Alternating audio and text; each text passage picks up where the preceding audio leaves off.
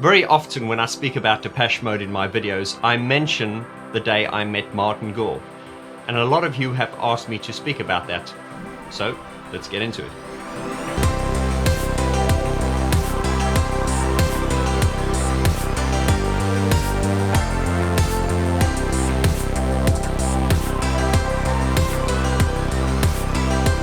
Hi guys, and welcome to Piano and Keyboard Artist, where we discuss the artists related to pianos, keyboards, and synthesizers. And today is a different type of video. Today is a very personal story. Today we're going to talk about the day I met Martin L. Gore.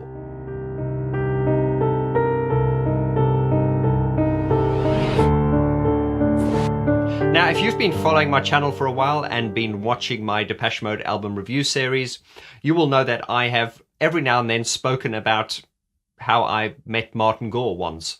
And that has prompted a lot of you to ask me, Vaughan, could you please tell us the story in detail? And I keep saying, yeah, I'll talk about it. But I thought, let me actually just do a video and talk about it, because as time goes by, our memory tends to fade. But this I can remember very, very vividly. We are talking about 20 years ago when this happened. So I have actually said on my videos that I met him in, was it the year 2000 or 2001? But now upon reflection and sort of trying to get my facts right, bearing in mind it was 20 years ago, I think it was the year 2000. Now, in order to make the story as authentic as possible, I'm going to have to give you a little bit of background on my story. And as you know, on these videos, it's all about the content. I never speak about myself, but I'm going to give you a little bit of background here. So I came to the UK in 1999. It was June, the end of June 1999. So I essentially started the millennium here in the UK. So it was June 1999. And, I came from a very small conservative mining town in South Africa, which was called Stilfontein, which to you means quiet fountain. I mean, it's a tiny town. Blink and you'll miss it. It's the town has really suffered now. It's really in depression now ever since the gold mines closed and everything. But anyway, back in those days, I decided to move to the UK because I have, British ancestry, and it was like an irresistible pull of my roots. I wanted to come and see, where my origins and my DNA came from, so to speak. Now, growing up, Depeche Mode was always very, very important to me. As you guys know, ever since I heard Enjoy the Silence the first time, my life was never the same. It ignited something in me that has brought me to where I am now. And the reason I am where I am now is because of Depeche Mode. And I will never forget the moment I heard Enjoy the Silence for the first time. So I came to the UK, and it was funny, when I got onto that plane for the first time, I had never been on a plane in my life. As I say, we had a very humble background, didn't have any money. My parents did the best they could to provide for us, and my parents are amazing. I love them to bits. But, we never had money. We always had like a shitty car, but our clothes were always clean, and my parents just were, looked after us so well. So anyway, I don't want to get too soppy now, but by the time I got to the UK, that was the first time I had actually climbed onto a plane. I'd never been on a plane before. So the reason I'm telling you this is because I think it is important for you to know how humble my background was. I was from a conservative mining town. I was not a city kid. I was very innocent and quite naive. But I did have this introverted nature where I would lock myself in a room and I would, I lost myself in music. I taught myself how to play instruments. And while my friends were going out and getting drunk and partying, I was, learning how to make records. I used to work in a supermarket to fund, to get the money to be able to buy keyboards and stuff. And I remember friends coming to me one day and saying, looking at all my equipment and going, wow, you should sell all this and you can buy a car, and you can go out and chase the chicks. Well, I mean, I chased chicks a lot later in my life, but at that time I was just a bit of a geek. I just wanted to, get into my music. And Depeche Mode were very important. In fact, I learned how to play music by watching VHS recordings of 101 and Live in Hamburg. I would sit on the floor with a keyboard and I'd pause in slow motion. I'd watch them playing. That's how I learned. But anyway, so I think I've drawn a very vivid picture of how humble and modest my upbringing was. So for me to come from this very modest, humble environment and to get off a plane in London, which is one of the most vibrant center of the world as far as music and all of this is concerned, I had walked into a whirlwind. And when I got here, I did some bar work and everything, but I found myself a job in a music retail store called TurnKey. Now, this was in Charing Cross Road, and I remember it well. Fortunately for me at the time, I was actually living in Oxford Street in a pub, so it was just walking distance. And TurnKey, I can tell you stories about this. It was a tough place to work. All the staff that worked there were sort of, musicians, producers, and it was a very difficult job because what made it very difficult was the fact that they paid you so little. They had different departments, sales and engineers and things like that, technical departments. But you as the salesman got paid really badly. You basically got a basic salary, which was very little, not even enough to get by on.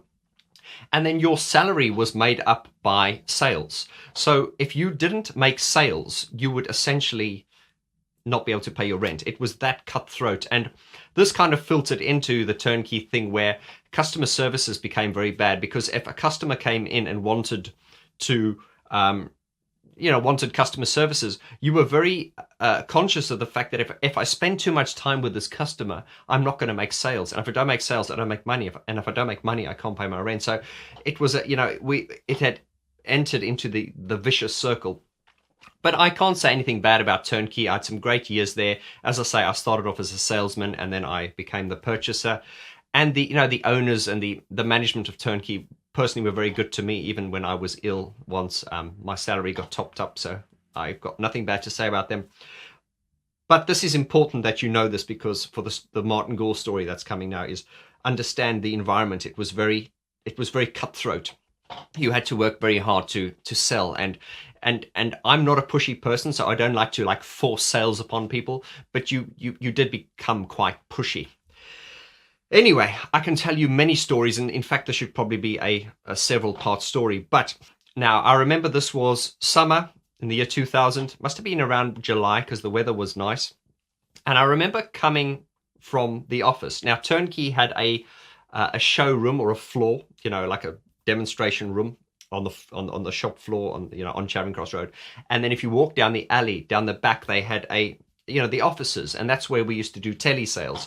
And because I was a salesman, I would, be on the phone, trying to sell equipment. And then, of course, I would sometimes have to go to the shop to demonstrate products, because I was known as the keyboards guy. I knew fuck all back in those days, but I could play. So that did help me when I used to sell keyboards. I could demonstrate, and that helped me sell. So I never forget, it was July. It was in the summer of 2000, and I was having a pretty bad day. I think we were coming to the middle of the month. I had made very little sales, and I was very stressed to know that, okay, I'm probably not going to be able to make my rent this month, and that's how dramatic it was. And then, when all the stars lined up and luck was there for you, I remember walking down the alley to the front of the store, just kind of walking in a daze, just thinking of all the shit I had to do. And I walked up to the front door of the shop. And at this very moment, this man walks up to me. I look at him. Oh my fucking God. It's Martin L. Gore! Okay, I never used to drink in those days, so I just thought I was hallucinating, because the initial seeing him was just so... it's very strange. When you see someone that you recognize, your brain kind of goes, oh, I know this person, obviously. But it's a very surreal situation where you looking at someone that you know, or you think you know, but they don't know you. And of course, when I grew up, I had posters of Depeche Mode in my room. I had slogans of them. I was, so for years I'd be lying in bed, or as you go to sleep, you've got the posters on the wall, and you're looking at the posters. You wake up in the morning and you see the posters. So you recognize those faces. Their faces were kind of etched into your consciousness, and they were just so important to me, because you know, they got me into music, and my God. So I'm standing at the front of the shop there, and there's this person that you recognize, and my God, it was Martin Gore. And I never forget, I just looked at him like this, and he kind of looked at me, and then I pulled the shop door open, and he went, cheers, and he walked in, and I went, and then what followed, I've never really told this story before in so much detail, but then what followed, I really made a fool of myself. I did redeem myself, but initially I made such a fool of myself. So Martin walks into the shop, and he walks straight over to the keyboard sections, obviously, and he's just walking around. And one of the first things I noticed was, you know, there were quite a few people in the shop floor, and no one really sort of recognized him more. And I thought to myself, okay, two things. It's Martin Gore. Screw you guys! He's mine! I'm talking to him, no one else. Guys, I sprinted into the shop. The first thing I did, I remember running past the counter, because we had a sales counter. I grabbed a piece of note paper from a telephone notepad. I grabbed that, grabbed a pen, ran straight to Martin Gore, and I went, oh, Martin Gore, oh my God. Oh, so embarrassing, so embarrassing. I would have never reacted like that now, but as I said in the beginning of the video, if you just look at my background and, you know, the small town boy coming to the city and just, oh my God, it's Martin Gore. And as I ran up to him and I went, Martin Gore, Martin Gore, Martin Gore. And I never forget, like, putting this pen and paper in his face, like, please, I'm your biggest fan, please, can I have your autograph? You know, just really that intense. And I'm not a very excitable person in that way. I can usually restrain myself, but I think this was I freaked out. And I never forget, he took the piece of paper from me, he took the pen and he went, and he kind of gave it to me like this, because his reaction was a bit like, which is understandable. And he went, and I went, thank you, and he went, and then he kind of just walked away. And I thought, fuck. And then I sort of walked off, and just off where the keyboards were, there was like a glass door which you could go through, and that glass door was where we kept all the speakers, you know, for demoing and, you know, showing people speakers and stuff. So I walked in there, closed the door, and I was like, oh my God, oh my God, oh my God. I mean, I was fucking freaked out, honestly. You won't believe it. And then I took some deep breaths, and I thought, okay, compose yourself, Vaughn, compose yourself. You know, because I wouldn't want one of my idols to think I was a nutter. Not that he'd care, because, I mean, he meets so many people. Anyway.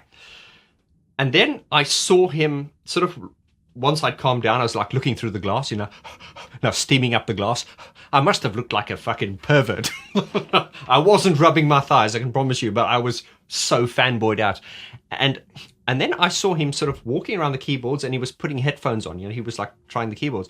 And then I saw someone else coming into the shop, and walked up to him, which was obviously a friend of his. I don't know who the guy was, but he was very tall. I mean, I'm 6 feet tall, and this guy was about a head taller than me, so he was about 6'3" or 6'4". He was a very big guy, and looking back at it now, I think he was probably not a security guard or a bodyguard. The chemistry that Martin had with this guy would suggest to me that they were friends, but I think with Martin, I think when you're going to go out into the city, it's always good to have someone with you. You know, he's a very shy guy, and this guy was pretty big. You wouldn't mess with him. Anyway, so this tall guy walked in, went up to Martin, and I thought, okay, Vaughn, do it for the people.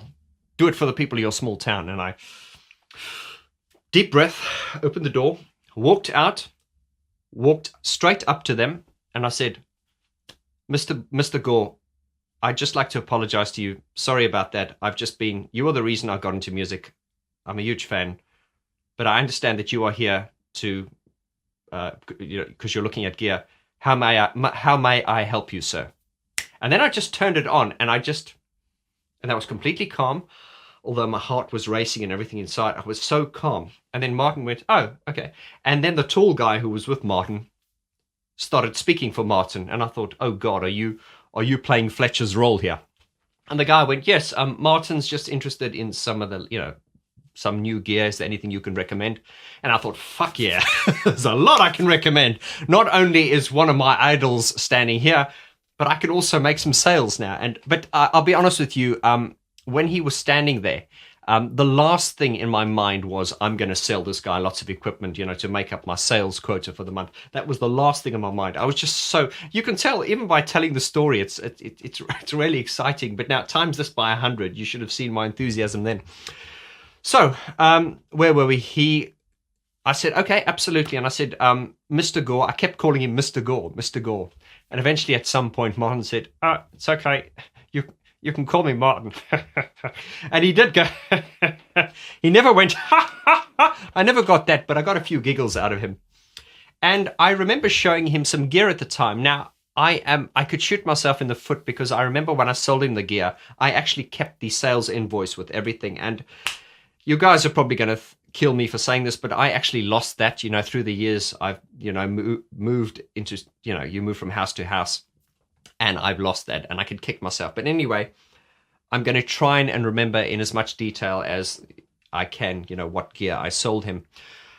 But I do remember showing him the Roland JV 2080, and that was kind of, was it the XV 5080? I can't remember. It could have been I think it was the XV 5080 or the JV 80. Forgive me, I can't remember. But it was one of those modules, and I remember showing this to him, and he was interested. And I said, "Yeah, you can expand it via SRX boards." And then I remember thinking at the time, I was like, "But you don't want this. This is full of presets. You're supposed to be generating sounds from scratch. You're my hero." And I just remember he was very interested, and he went, "Okay, I'll take it." I went, "Okay, great." And he said, "How many expansion slots does it take?" I said, "Well, 8." He says, "Okay, I'll take 8." I was like, "Oh, okay. What are the different ones that you need?" And he went, "Well, what do you recommend?" I went, "Well, for you, I think you need the latest, the latest keyboard sounds, the latest string sounds." And he went, "Yeah, whatever." So, best customer ever. He didn't sort of haggle for a discount. He was just like, "Yeah, bring it on." So I said, "Okay," put that on I had a list with me of all the things he wanted. And I remember it was also, and then he said, "Oh, what are any good keyboards I should know about?" And I went, "Oh, okay." And I remember showing him the Korg Z1, which is sort of like a flagship hybrid synthesizer. And it was so funny. I remember playing it and giving Martin the headphones, and he was like, and I went, "Oh my God, Martin Gore playing the keyboard." And I was like watching his hands, as if it was magical. And then I said, "Martin, can I ask you a question?" And he went, "Yeah." And I said, "Did you have piano lessons?" And then he looked at his friend, he went, "No." And I said, "Did you have singing lessons?" And he went, "No." I said, "Oh, so you're self-taught, Martin?" And he went, Yeah, I taught it. Yeah, I'm self-taught." And I was getting a bit intense again, so I thought, big breath, Vaughan, just back off a little bit. And yeah, so I can't remember all the gear I sold him, but I know that he did spend about £7,000, just like that. And he didn't ask the price of anything. He was just like, "Yeah." And I think he said, "Yeah, I'll take that." And everything I showed him, he took. And then there was one particular piece of gear he was interested in, and I forget what it was called. I think it was the TC Electronic Firefox or something like that. Now, the TC Electronic Firefox, I believe it was called that. As I say, don't quote me on this. I haven't checked it up. But it was some kind of multi-effects processing unit. And in order for me to demonstrate that, I had to take him and this tall friend of his down the alley to the upstairs in the pro sales department, where we had it was called the media tools. And that's where we took the very high-end customers, not the riffraff from the street, as we used to call them.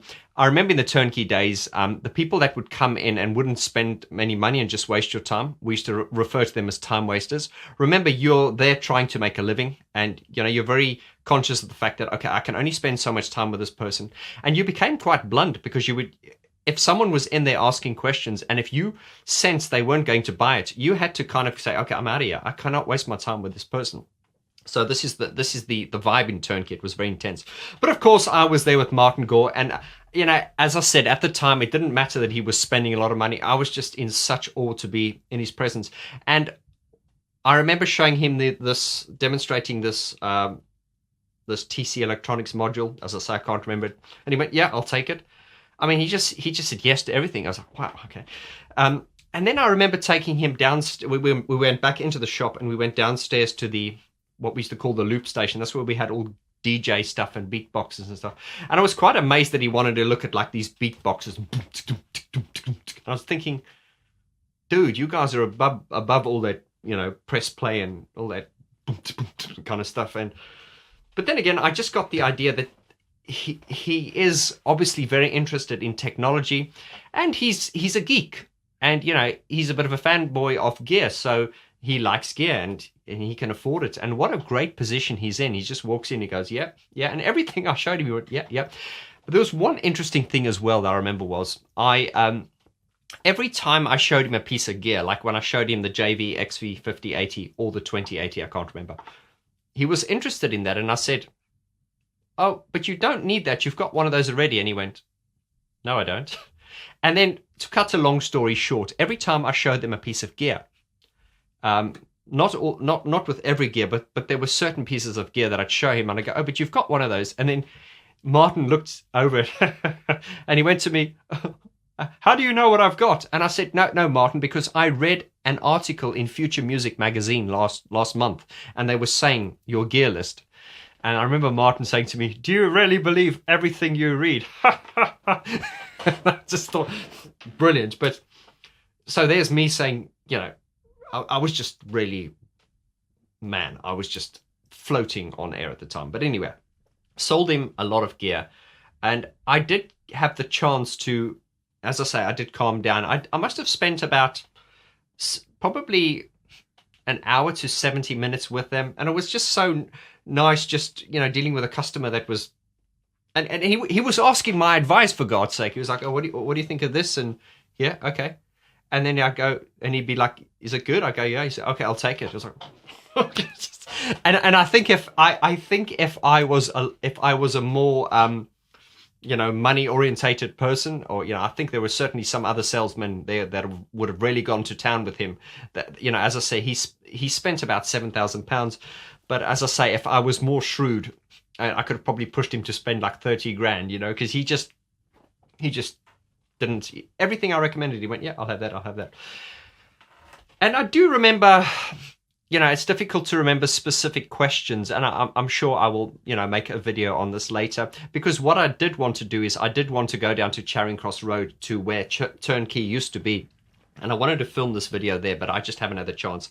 And we may do that sometime. I will get someone to come with me and film, and I will just do a sort of mini documentary of, you know, where I stood and where I walked. Because I know you devotees and geeks in this channel cannot get enough of the finer details. So during this mind-blowing experience, while I was selling them the gear, I did get a chance to every now and then ask questions that I always wanted to ask. And one of the questions I asked Martin was, Martin, can I ask you something? What are those keyboards you're using on stage? You know, are they custom made? You know, this is what I used to think back in those days. Because their keyboards, the names were always blanked out. So I always assumed they were like custom made, obviously.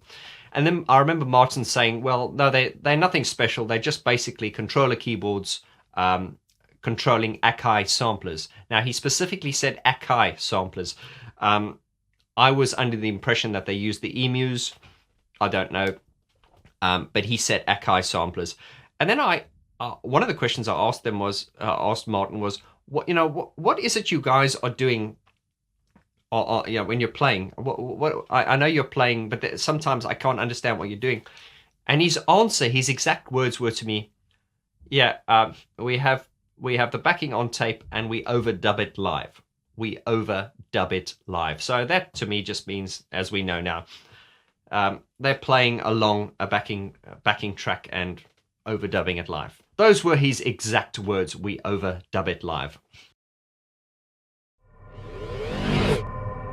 What was really funny was, while I was dealing with Martin at the time, what really annoyed me was the fact that it had been a really quiet week. And the problem with summer in TurnKey was a lot of these serious producers and musicians would go away. And, you know, it's tourist season, so we had a lot of tourists coming in then, you know, because it's summer, and they'd come in there with their children, and they'd, you know, with their ice creams, and I'm like, don't touch the fucking keyboards, dude. And they're just wasting your time because they're not actually going to buy anything. So summers were quite stressful there. So what really annoyed me was I had, you know, for the past week, I was having a very quiet and a very bad week. And then sod's law, at the moment that I've got one of my idols with me, everyone's trying to get my attention. I could hear my name being called over the intercom. Vaughn, pick up the phone, please. Vaughn, pick up the phone. And I was getting so pissed off. I was like, oh, stop it. Have you guys ever seen Fawlty Towers?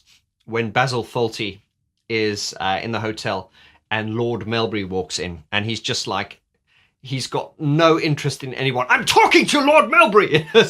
I was kind of like that. I was like, I'm talking to Mr. Gore. I was just like, fuck off. Everyone just leave me alone.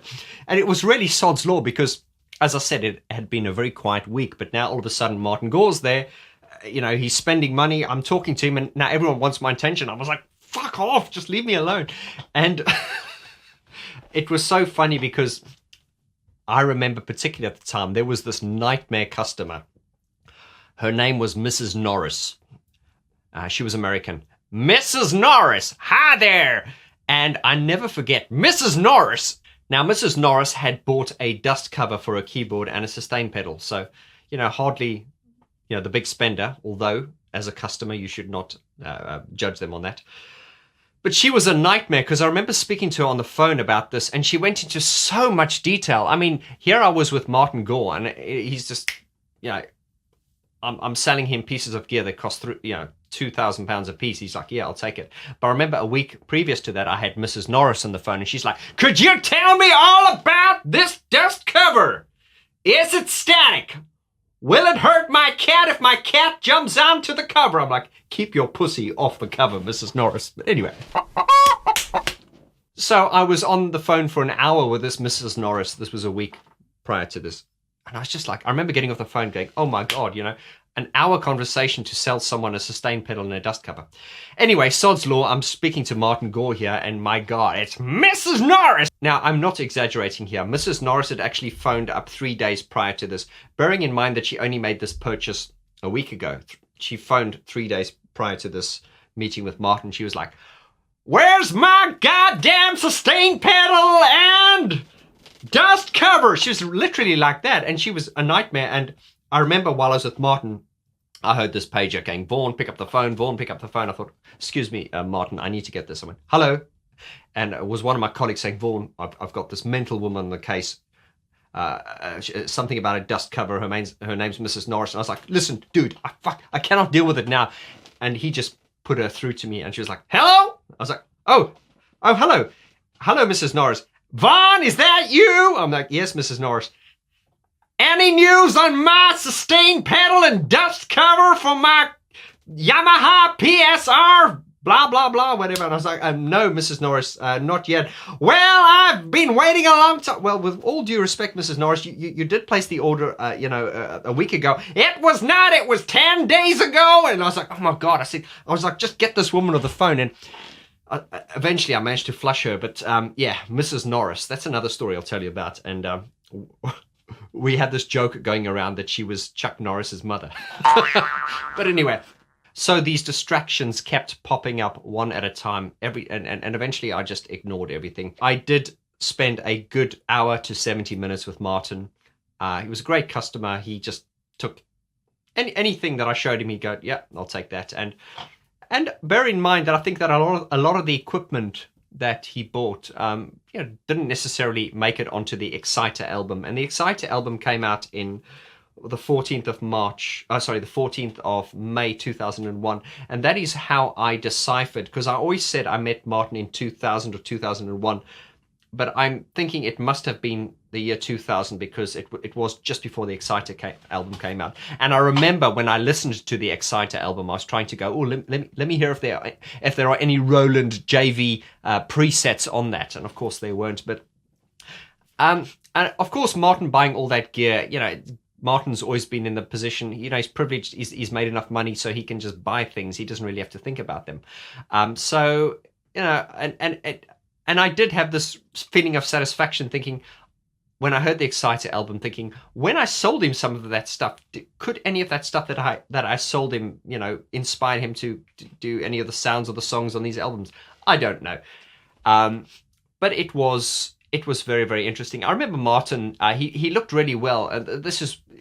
Think of Martin Gore from the Exciter period. That is exactly how he looked. He had the very white teeth, he was tanned, and I remember him wearing like these, those kind of like chukka boots that he wore in 101, you know, and he just looked really cool and casual. And he had this really nice silver bracelet, and he had like a chain on as well. He just looked really cool. I was just like, fucking hell, dude, you are so cool. And what's interesting is, I've often said this is, and we all understand this sort of intellectually, we understand that people we look up to, or stars, we understand that they're just human. We know that intellectually, but it really dawns upon you when you meet someone that you've idolized for so many years, and when they're standing in front of you, it does dawn upon you that, you know, that he's just a guy. He's just a man. He's just a person. And it's something you can, as I say, it's something you only really get when you meet someone that you've always looked up to. But it was a very surreal experience. I'm trying to think of as much detail as possible, and some of the details will probably come out of this video. But I just wanted to sort of share that with you. I do remember when we went to the counter, because it was time to pay now.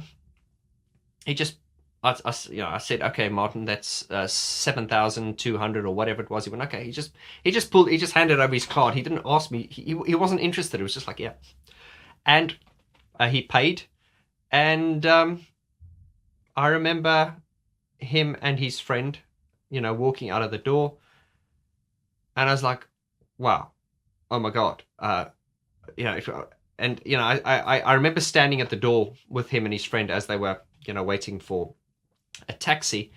And I remember asking a few questions, and it was questions I always wanted to ask. And he was very gracious. He was you know, just a nice guy. It was like talking to a, you know, just an old friend. He's just really a very kind guy. If I look at how this encounter started, like when I first met him and I ran and I put this piece of paper in his face, you know, I could have really scared him off, but I'm glad I redeemed myself and sort of went in and explained, sorry to freak out.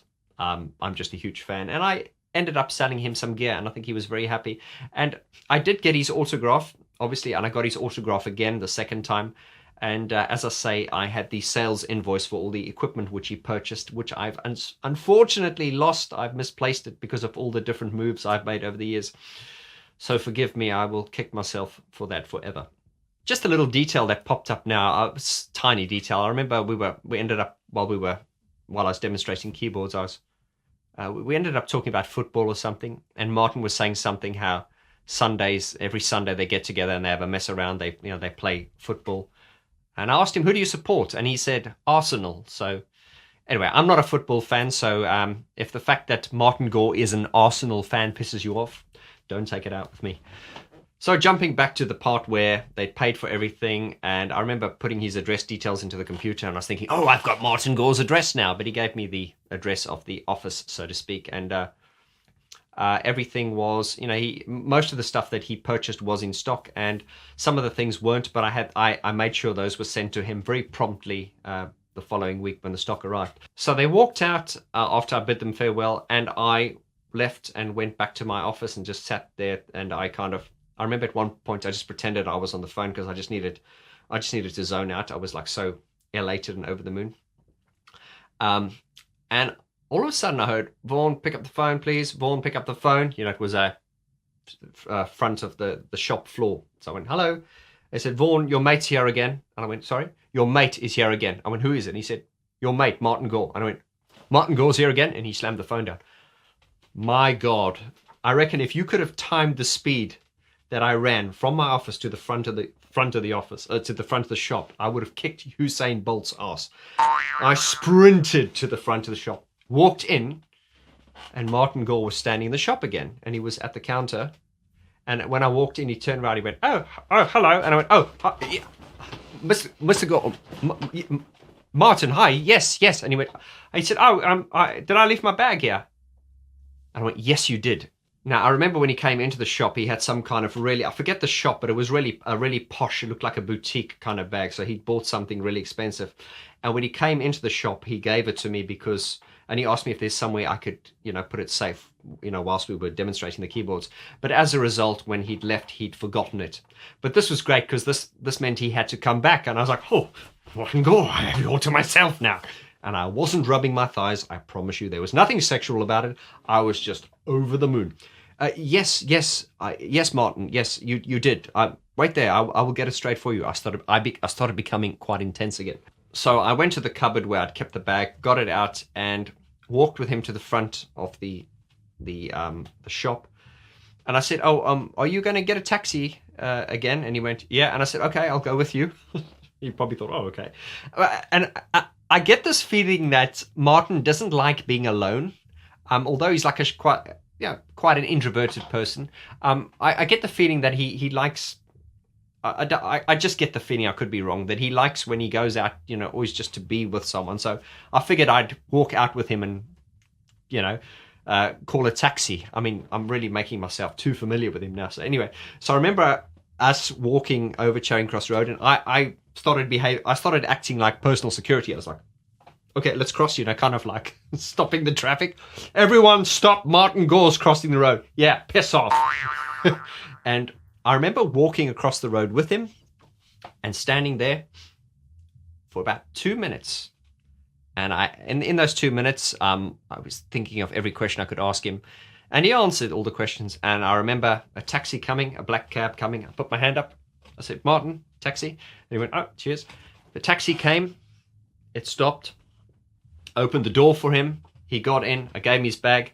And as he sat down, I went in. I put my hand out to shake his hand. He shook my hand. And as he shook my hand, I put the other hand around it. And I said, I don't know if I said mate or Martin, but I just said, "Thank you so much for everything. You have changed my life in more ways than you could ever know. Thank you so much." And he didn't look freaked out this time, because I think he could see, he could see where I was coming from. And he just said, and he said, "No, thank you very much. You've been very helpful. Cheers." And I let go of his hand, because he's probably thinking I'm going to need that hand back.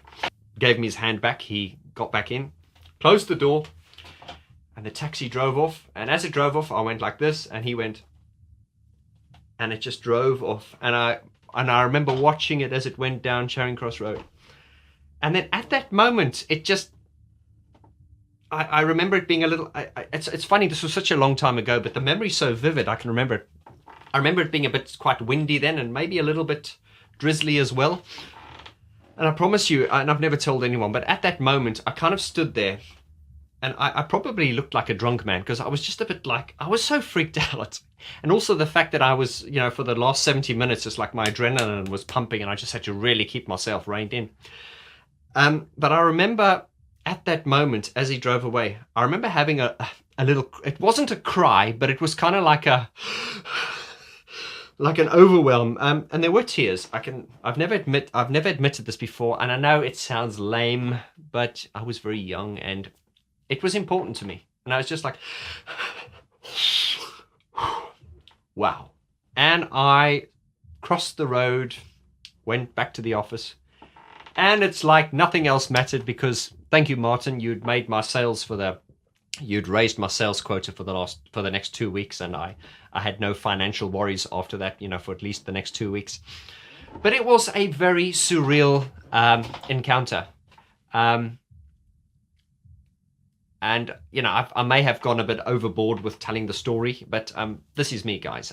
This is how I tell the story, and this is how I remember it. And I'm trying to, as I say, remember some of the things I asked him, but if there's anything of true significance, I believe that would have popped to the forefront of my mind. But yeah, it was a dream come true. Me, small town boy, meeting one of my heroes.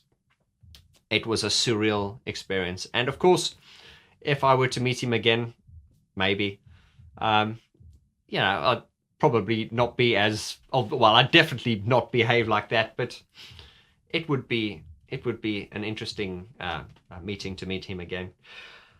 Right, guys, as usual, and I always say this, my videos are always a lot longer than I intend them to be.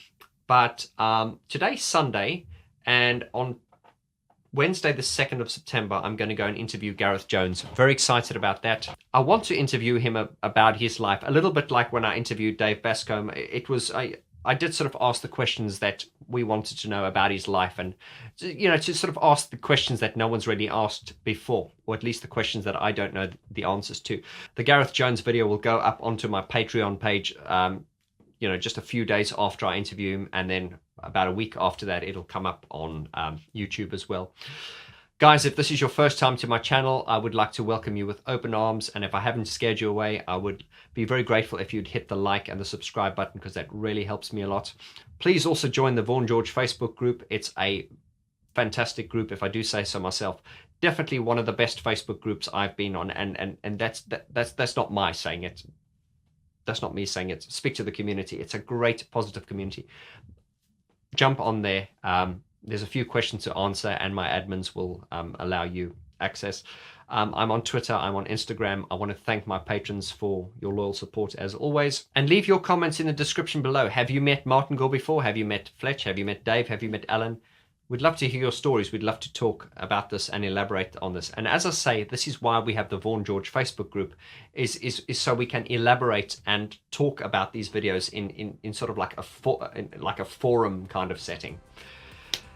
That's it from me, guys. I hope you have a fantastic day. Take care of yourselves, and I look forward to seeing you on the next video. Adios.